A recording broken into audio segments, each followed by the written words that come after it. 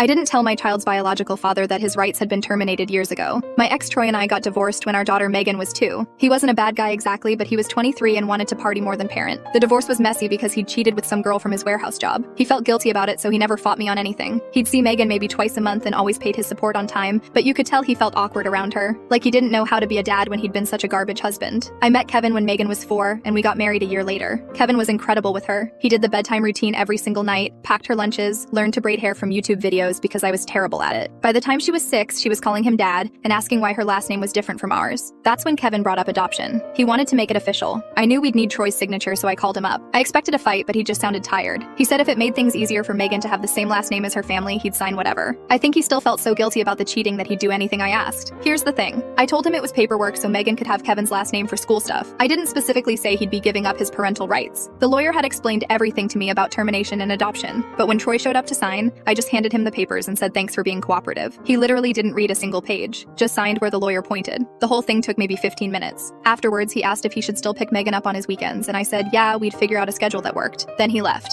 I never figured out a schedule. He'd text about seeing her, and I'd say she was busy with soccer or had a birthday party. After a few months, he stopped asking as much. I think part of him was relieved, honestly. He'd started dating someone new and didn't have to explain the whole kid situation as much. He still sent the child support every month like clockwork, but the visits just kind of faded out. I didn't push it, and honestly, neither did he. Megan's 14 now. She barely remembers Troy. Last month, he showed up at her soccer game out of nowhere, just standing by the bleachers watching. Megan didn't even recognize him at first. After the game, he came over and said he wanted to be more involved now that he'd gotten his life together. He said his girlfriend left him last year and it made him realize he'd been running from responsibility his whole life. He had a good job now and his own place, and he missed his daughter. I told him we'd need to discuss it. He said he'd have his lawyer draw up a formal visitation agreement since we never had one in writing. He seemed genuinely excited about it. That's when everything exploded. His lawyer called my lawyer and apparently lost his mind when he found out there was an adoption on file. Troy called me screaming, asking when I was planning to tell him he didn't have a daughter anymore. I said he signed the papers. He said I told him it was just for school records. He showed up at my house 2 days later with his lawyer and 8 years of canceled child support checks. He'd been paying support this entire time for a child he had zero legal rights to see. His lawyer said I'd committed fraud. I said he should have read what he signed. He said I deliberately misled him and he trusted me because he felt bad about how the marriage ended. Kevin told him to leave or he'd call the police. Troy lost it and started yelling that Kevin stole his family. Megan heard the whole thing from upstairs. She came down crying, asking why her biological father was saying Uncle Kevin wasn't her real dad. That's what she calls Troy now, Uncle Troy, because that's basically what he is legally. Troy's threatening to sue for fraud and emotional distress. His lawyer says the termination might be reversed because I obtained his signature under false pretenses. My lawyer says that's unlikely, since he had every opportunity to read the documents and chose not to, but she also said a judge might not be happy that I clearly misrepresented what he was signing.